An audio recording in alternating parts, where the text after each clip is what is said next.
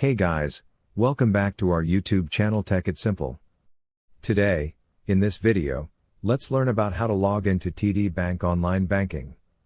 So, let's get started. At first, let's get into any browser and search for TD Bank. So, here it is. Now, click on this first website over here. Now, on the top right corner, we can see this option for logging in. So, let's tap on this. Click on Login. Now, we need to simply enter our username here, enter the password, and if you want your username to be remembered even after you get back, simply click on Remember Me over here. Now, we can simply click on Login.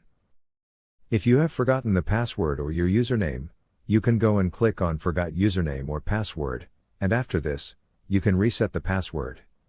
Now, simply click on Login after you are done with all of the details.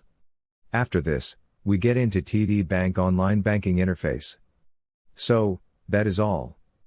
I hope you liked the video. Please do like and subscribe. Thanks for watching.